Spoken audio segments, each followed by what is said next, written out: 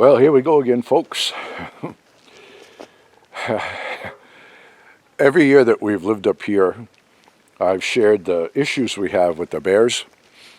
I mean, we don't have any real problems. It's just like a nuisance, you know. They come in and they get in the trash and they take the bird feeders down and stuff like that. So when springtime comes, we bring our bird feeders in at night and then put them out in the morning.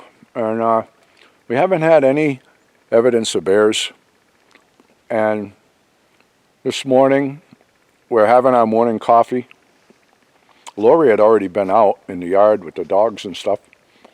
So we're sitting down having a coffee. Then I come out to go to the poop shack. And look at this. This is where we keep our trash cans. A bear got in the trash while we were right in there having coffee. Okay? So, I mean, Lori didn't miss this coming out here. And Tildy will see any changes in the yard. Nothing will get by her. So I come out and I go, what the heck? So there's a bear here. And this is what they always do. In the same spot, they always take the trash bags. So now it puts us on guard, you know. We're going to be heading over to the property and going to go work for the day. The bird feeders are out. The bear has already had a snack. So that's what gets us kind of worried about what's going to happen. You know, is he going to go for the bird feeders and the dogs go crazy up the window, and then how's the bear going to react to that? Is he going to run off? Or is he going to try to attack the dogs through the window? What could happen? Could be disastrous, but who knows? It's part of the excitement of living up here. He emptied this one completely out. Look what he left in this one. Mustard and duck sauce. Hot Chinese mustard and duck sauce. I don't know why he didn't want the hot mustard.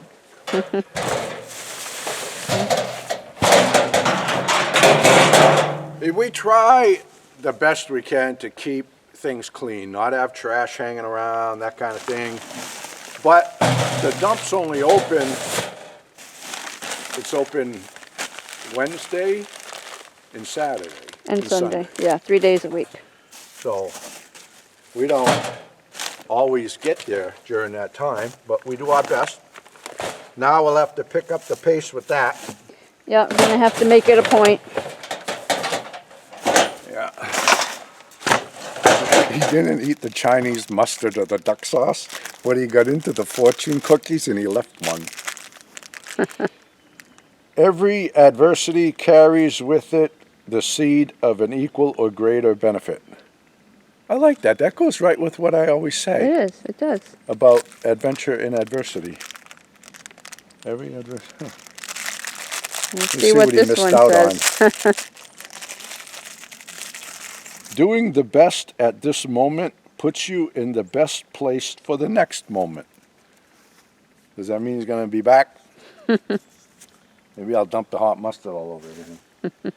All right, let's go clean up the woods. All right.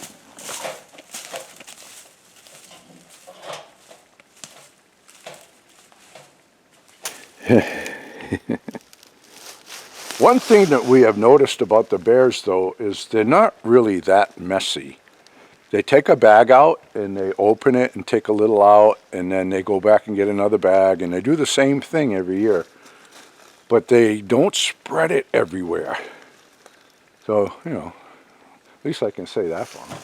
I mean, it could get dangerous in a hurry, you know, but you just got to be on guard. Shine the light at night before you take the dogs out and all that jazz. Could be worse.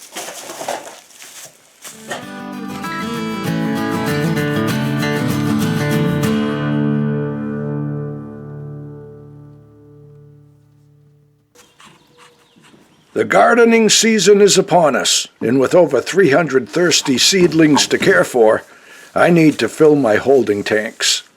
I haven't had time to reconnect my rain gutters, so today I'll have to improvise. This old well ought to do it.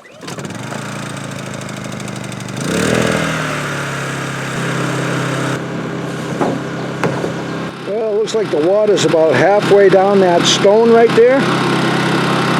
We'll see how much water it takes to fill that tank. Well, while that's pumping, I'm getting the hell out of here. Black flies love being around a motor. I don't know if it's the heat or the carbon monoxide or a combination of the two, but I'm getting out of here. Well, that's pretty good. It's the 150-gallon mark. We're up there. I think that's enough.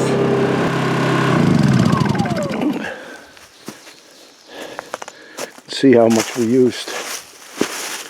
The water was halfway up that rock, and it looks like it's only dropped about a foot. A foot there amounted to over 150 gallons in the tank. There's a lot more water in these old wells than one would think by looking at it, you know.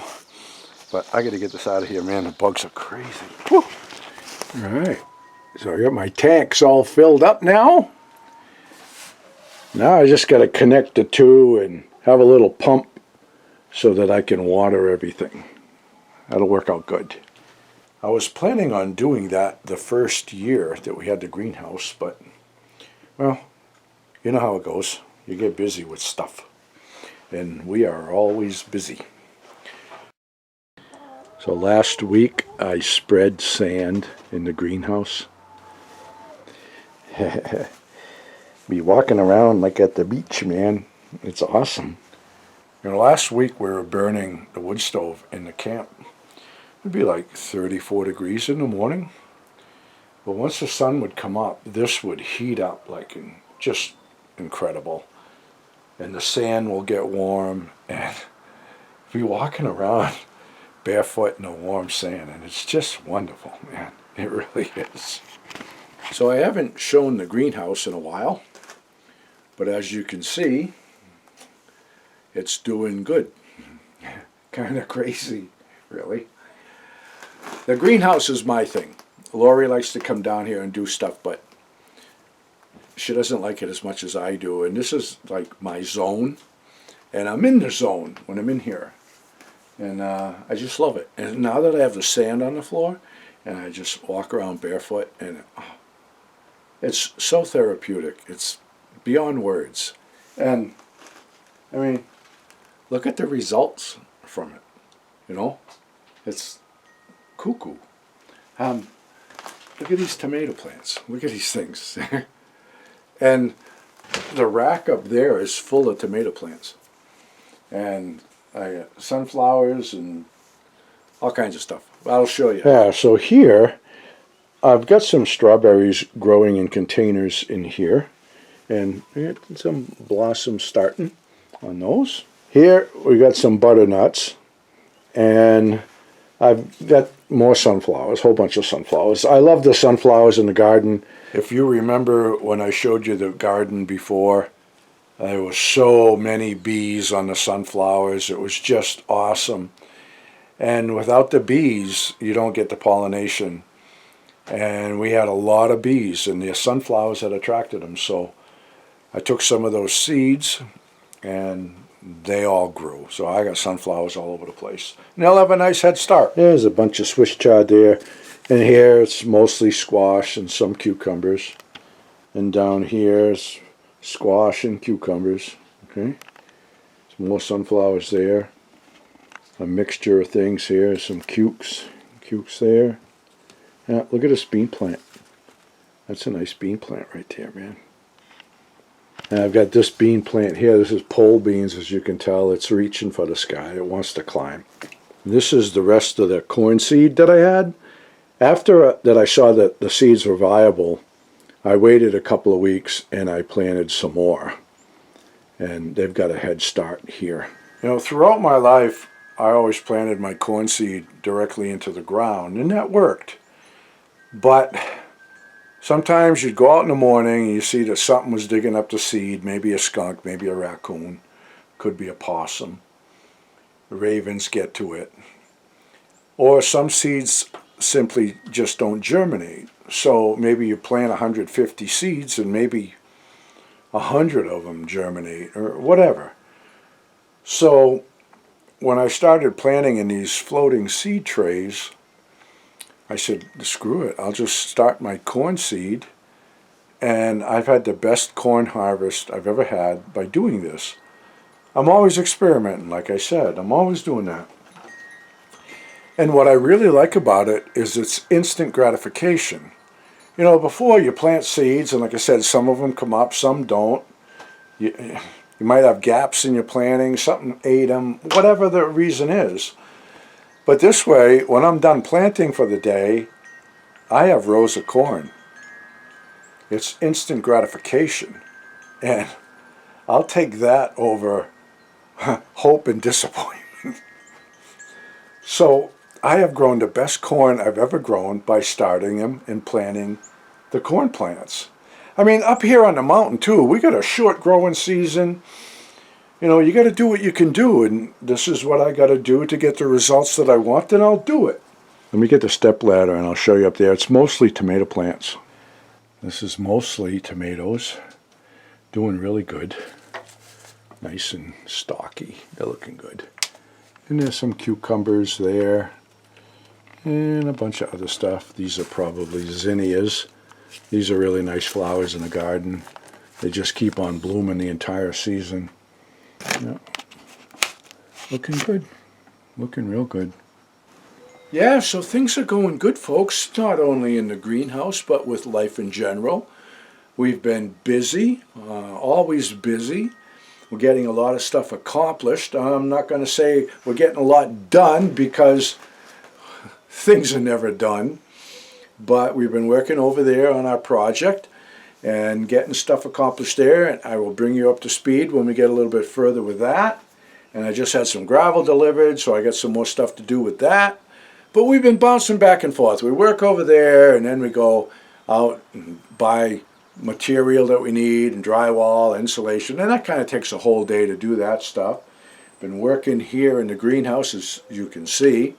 But we've also been working on the camp and doing things to just make our daily life more enjoyable. I did a video on Patreon probably a couple years ago where I talked about eliminating annoyances. And, you know, you have things around your household, your daily life that annoy you. Maybe a doorknob doesn't work real good, or there's a pile of junk that you've been meaning to get rid of, or something. I took a day and I walked around my home with a notepad and I wrote every little thing that I wanted to change.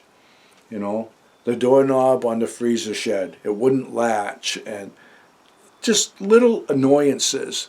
And I wrote them all down, and then we took 2 days, almost 2 whole days, just working on stuff here at home. Attacking things that were like, we want to get rid of this. I want this changed. I want this moved. I don't like this here. This has bothered me. I'm getting rid of it. I wired up the lights, doing things like that. And what a difference that made just in our simple home life, in our frame of mind. Because now, instead of seeing things that annoyed me, I'm seeing things that have been completed, and now it makes me happy. And that's what life is all about staying happy. But anyway, I just wanted to get in front of the camera, give you all a quick hello, show you what's going on in our life, and that's what the vlog series is all about.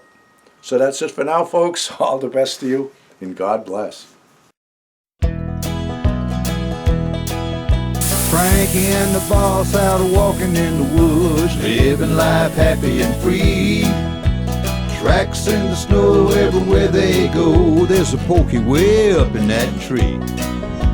A beaver built a pond where they have some fun, taking life a day at a time.